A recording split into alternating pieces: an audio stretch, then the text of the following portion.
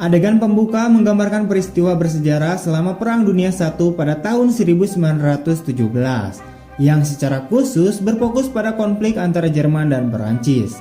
Tragisnya, banyak tentara muda yang telah kehilangan nyawanya. Sebelum menempatkan almarhum tentara Jerman ke dalam peti mati, seragam mereka dilepas dan dikirim untuk dicuci. Setelah itu, seragam tersebut dijahit kembali menjadi pakaian baru yang akan dikenakan oleh tentara berikutnya. Sudah 3 tahun berlalu sejak perang, dan kita diperkenalkan dengan seorang anak laki-laki berusia 17 tahun bernama Paul Baumer. Bersama dengan teman-teman sekolahnya yaitu Albert Krupp, Frank Muller, dan Ludwig Behm telah mendaftarkan nama mereka di Angkatan Darat Kekaisaran Jerman. Suatu hari, kelompok tersebut mendengarkan pidato patriotik oleh seorang pejabat sekolah. Setelah itu, mereka menerima seragam mereka, tanpa mengetahui fakta bahwa baju-baju itu adalah milik tentara yang gugur dari pertempuran. Tanpa menyadari kenyataan pahit dan kekejaman medan perang, anak-anak muda ini termotivasi untuk pergi berperang hanya untuk dianggap sebagai orang yang keren di mata masyarakat saja. Keesokan harinya, anak-anak itu dikerahkan ke Prancis Utara dekat La Malmaison. Setelah setibanya di base camp, seorang dokter menghalangi jalan mereka dan meminta agar para prajurit mengosongkan kendaraan mereka untuk mengangkut rekan-rekan yang terluka ke rumah sakit. Dari sana, mereka semua melanjutkan berjalan menuju medan perang. Setelah berjalan cukup jauh, mereka sampailah di tempat persembunyian, di mana mereka bertemu dengan prajurit lain dan seorang wakil komandan bernama Stanislaus. Pada malam pertama mereka di parit, Paul dan Albert ditugaskan untuk berjaga-jaga. Tak lama kemudian, mereka mendengarkan langkah kaki dan menjadi waspada. Jadi Paul menyiapkan senjatanya dan memindai area tersebut untuk mencari tanda-tanda pergerakan. Setelah melihat sesuatu yang tidak beres, secara naluriah dia melepaskan tembakan dan secara tidak sengaja mengungkapkan lokasi mereka. Sebagai tanggapan, musuh membalas dan menembak ke kepala Paul. Tetapi untungnya, helmnya dapat melindunginya dari peluru.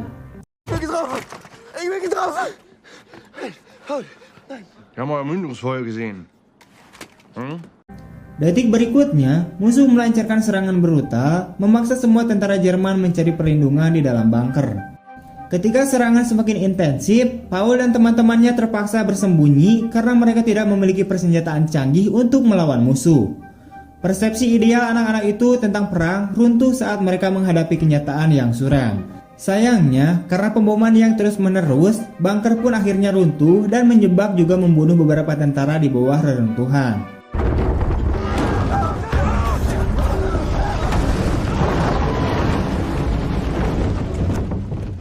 Di pagi hari, Paul yang masih terkubur di bawah reruntuhan diselamatkan oleh Albert dan tentara lainnya.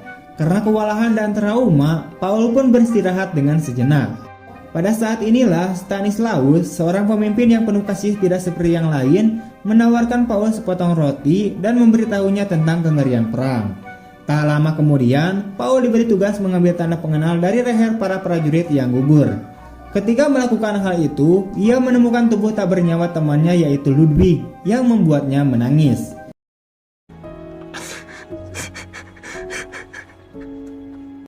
Paul mengambil waktu sejenak untuk bersedih dan berduka atas kehilangan sahabatnya itu sebelum ia melanjutkan tugasnya. Adegan kemudian bergeser ke 18 bulan kemudian, di mana kita menyaksikan pertemuan antara seorang sekretaris negara Jerman bernama Matthias Erbeger dan komandan tinggi Jerman. Erbeger yang merasa lelah dengan kerugian yang terus bertambah, mencoba meyakinkan komando tinggi untuk memulai negosiasi gencatan senjata dengan kekuatan sekutu. Kembali ke medan perang, Paul tampaknya telah terbiasa dengan kenyataan pahit perang.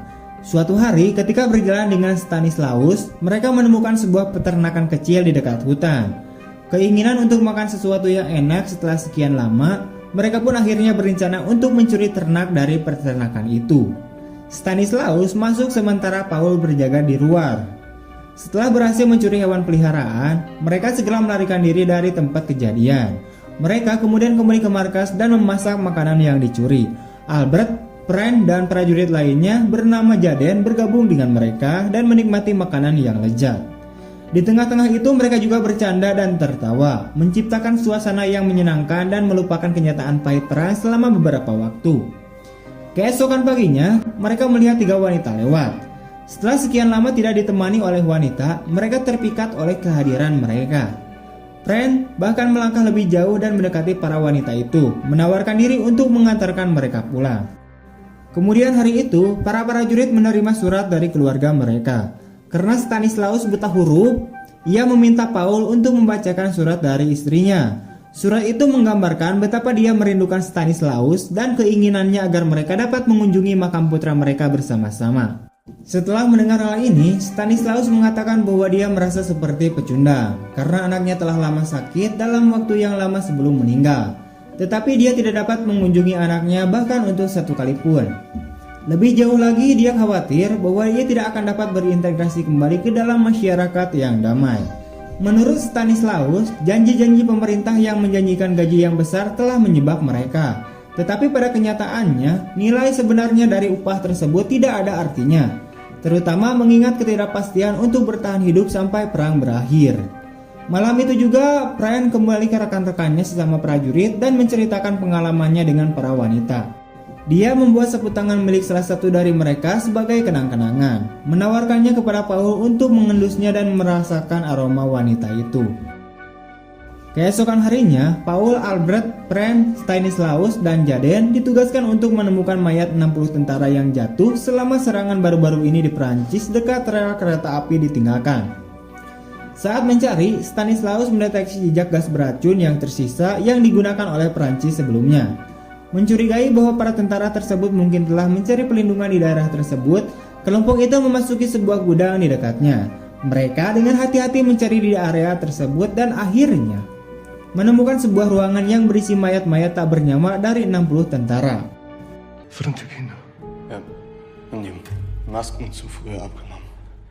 Setelah menyaksikan pemandangan yang mengerikan, Stanislaus mengatakan bahwa para prajurit itu pasti telah menghirup dosis gas beracun yang berlebihan. Kemungkinan besar karena mereka melepaskan masker gas secara prematur. Di sisi lain, Elberger dan beberapa delegasi Jerman lainnya menaiki kereta api menuju hutan Compiègne untuk melakukan negosiasi gencatan senjata. Namun seorang jenderal bernama Friedrich menentang gagasan gencatan senjata itu karena ia percaya bahwa Prancis akan meminta persyaratan yang tidak adil. Dia masih berharap Jerman dapat memenangkan perang, meskipun tidak memiliki peralatan canggih. Akibatnya, Jenderal Friedrich menginstruksikan anak buahnya untuk mempersiapkan serangan sebelum bala bantuan Prancis tiba. Malam itu, Elberger dan para delegasi tiba di hutan Compiègne. Sementara resimen Paul dikirim ke garis depan untuk mempersiapkan serangan terhadap Prancis. Keesokan paginya, delegasi Jerman yang dipimpin oleh Elberger bertemu dengan rekan-rekan Prancis mereka dan meminta gencatan senjata, menyoroti hilangnya tentara Jerman yang signifikan dalam konflik tersebut. Panglima tertinggi sekutu Prancis memberikan kontrak negosiasi, memberikan Jerman waktu 72 jam untuk menerima persyaratan yang tidak dapat dinegosiasikan yang diberlakukan oleh sekutu. Namun hingga perjanjian tersebut ditandatangani, perang akan terus berlanjut. Soldaten marsch. Marsch, Soldaten. Sementara itu di medan perang, tentara Jerman memulai serangan mereka.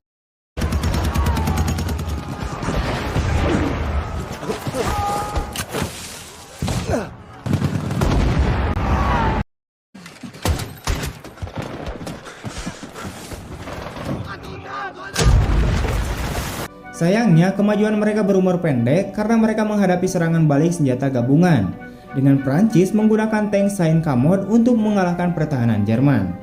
Meskipun mereka berusaha melawan tank-tank tersebut, peluru tentara Jerman memiliki efek minimal, membuat mereka rentan karena tank-tank itu tanpa henti menghancurkan posisi mereka.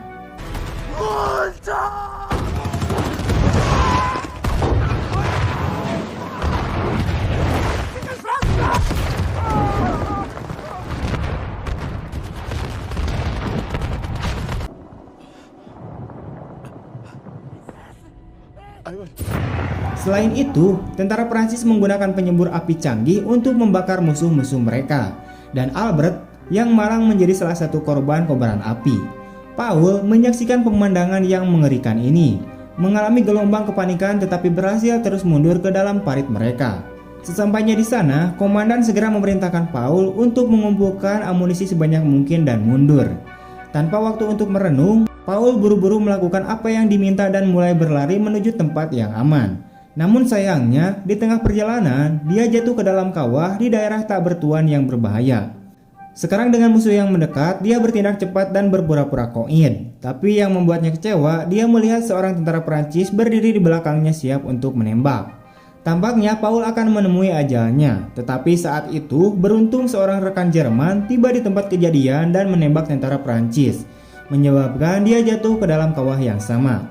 Memanfaatkan kesempatan ini, Paul mengambil pisaunya dan berulang kali menikam tentara Prancis tersebut.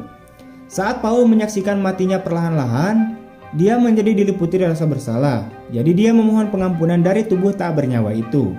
Saat menggeledah barang-barang milik tentara Prancis itu, Paul menemukan sebuah foto dari keluarga tentara tersebut.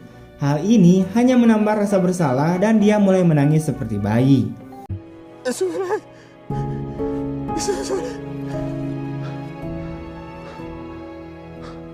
Kembali ke kereta, delegasi Jerman membahas syarat-syarat negosiasi yang tampaknya memojokkan Jerman.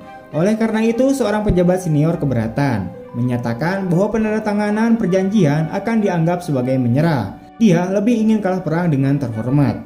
Namun, Elberger berpendapat bahwa keputusan tersebut seharusnya tidak hanya didasarkan pada menang atau kalah, tetapi pada ribuan tentara muda Jerman yang mati-matian bertempur dalam perang yang tidak mungkin dimenangkan.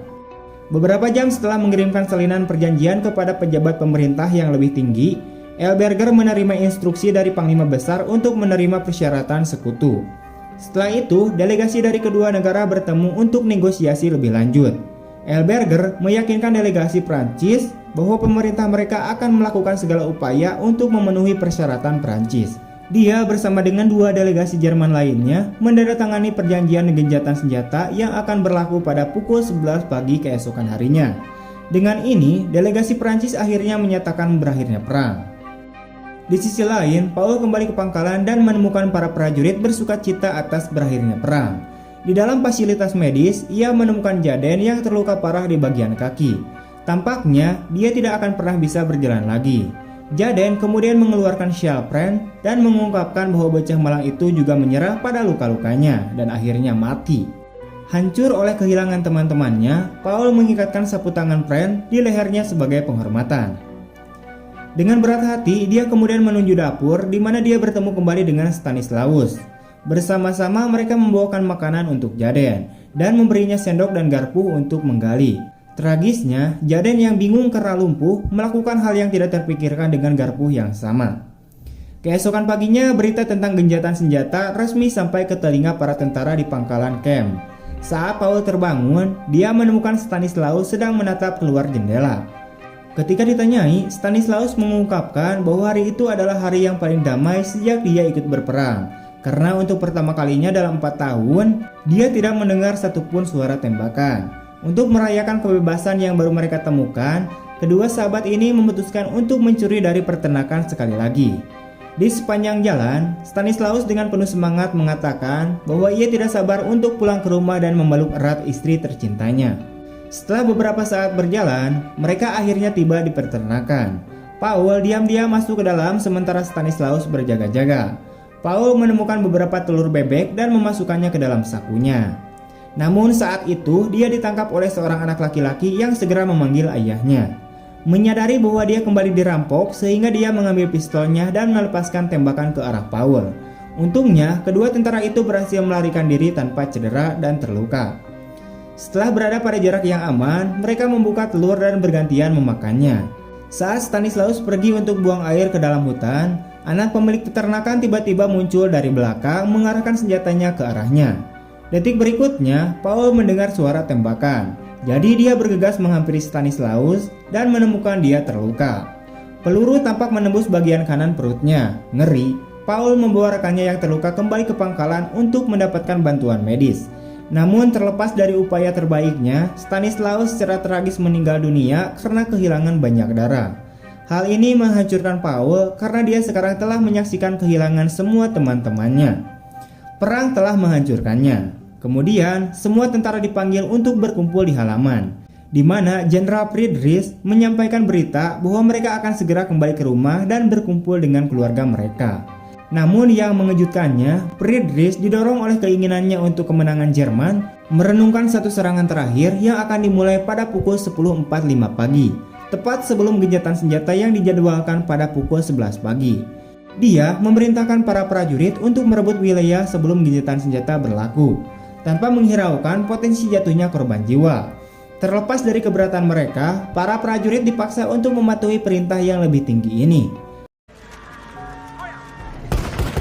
Dalam adegan berikutnya, para prajurit dengan enggan kembali ke medan perang, melancarkan serangan tepat pada pukul 10.45 pagi sesuai perintah.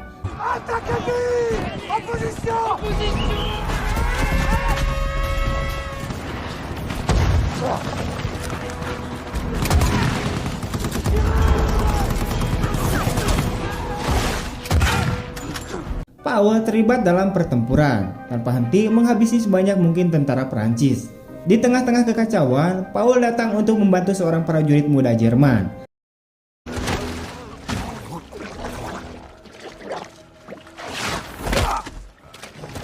Tetapi dalam prosesnya, ia menjadi sasaran seorang prajurit Prancis.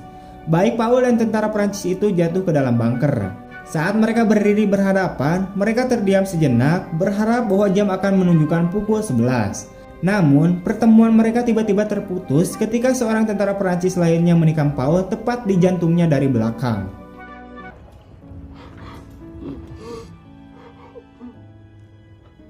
Beberapa detik kemudian, perang secara resmi dinyatakan berakhir, dan suara para komandan meneriakkan gencatan senjata bergema di udara.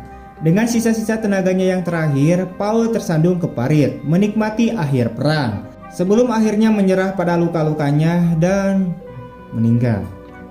Beberapa saat kemudian, seorang prajurit Jerman yang baru saja tiba yang sebelumnya diselamatkan oleh Paul, ditugaskan untuk mengumpulkan tanda pengenal dari para prajurit yang gugur. Saat prajurit baru itu melakukan tugas yang suram ini, ia menemukan tubuh Paul yang tak bernyawa dan tertutup lumpur. Sebagai tanda penghormatan, dia mengambil syal pren darinya dan mengalungkannya di lehernya sendiri. Namun, rekrutan tersebut memilih untuk tidak mengambil tanda pengenal Paul, yang mengakibatkan kematiannya tidak tercatat. Ini berarti bahwa Paul yang pemberani akan selamanya tidak dikenal dalam catatan resmi.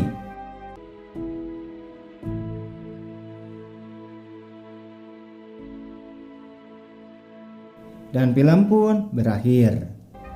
Oke teman-teman, sekian dulu alur cerita dari film kali ini. Jangan lupa untuk like, comment, share, dan bagikan ke manapun kalian terserah. See you next time and bye-bye. Terima kasih telah menonton.